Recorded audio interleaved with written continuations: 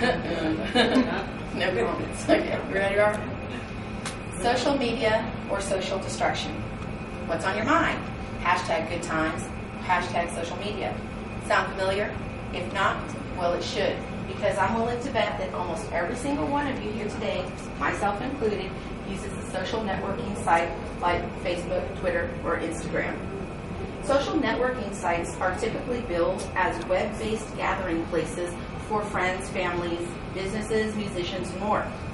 They are places that allow people to share ideas and photographs, places that allow people to express themselves and share their interests. Typically, all of these sites include the same features, such as user-created profiles that allow you to display your personal photos, your activities, the ability to find friends, add them to a list, and as well as the ability to message users of that same website.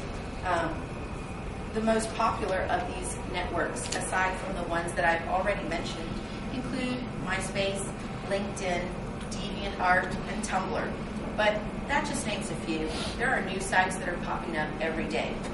Social networking sites and blogging sites currently account for a huge percent of the time that people spend on the internet.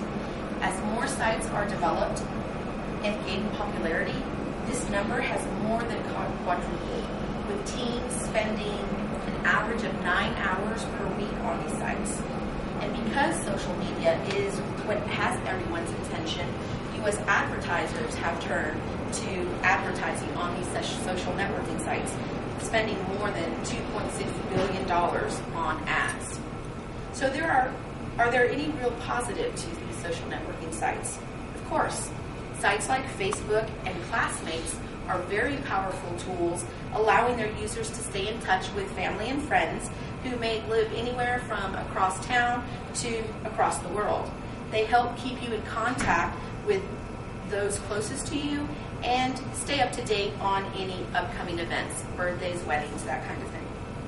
But staying in touch with your relatives and acquaintances is not the only positive thing about social media. It's actually a strong tool that can be used for social change by promoting grassroots campaigns, and it's a great way for small businesses or organizations to promote themselves inexpensively.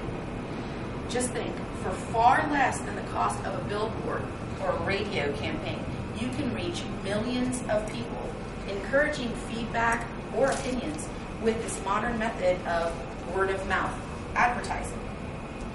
So now that we've heard about the positives, let's take a look at the negative aspects of social media. Unfortunately, like with everything in the world, there is always negative to the positive. And when it comes to social media, those negatives can be pretty serious. People today are a lot different than people of years past, and how they think is different. It seems that nobody can really be happy for someone without trying to put them down or make them feel bad about themselves. And one of the more serious downsides to social media is cyberbullying and personal attacks. You wouldn't think it, but the bullying that takes place on the internet can have some real drastic effects, including suicide. Rachel Neblett, Ryan Halligan, Megan Meyer, Jeffrey Johnston, and Phoebe Price, all teens who committed suicide because of cyberbullying on social networking sites by their peers. But teens are not the only victims. Adults who use these sites can fall victim to identity theft and false representation. People actually create profiles that are false and steal information. So you have to make sure that you follow all the rules and strictly manage your profile, your information, and your privacy settings. All right, we've seen how other people can cause negative effects. Unwittingly, can we cause those negative effects on ourselves? Absolutely. Let's take a look at some of those unexpected consequences. How about oversharing? Do you know what that is? Giving out too much information about yourself, your activities, or even sharing your photos can lead to the vulnerability of sexual predators or the loss of job opportunities due to embarrassing information that may be viewed by potential employers. And believe you me, lots of employers are checking the social networking sites on prospective employees. They don't want to hire someone that is going to give their company a bad name. So you've heard the good, you've heard the bad. So now what? Now, enjoy yourself. Enjoy the benefits of social networking, but use common sense and discretion. Like I said earlier, make sure your privacy is strictly protected to those you know. Give your children guidance on the rules of social networking.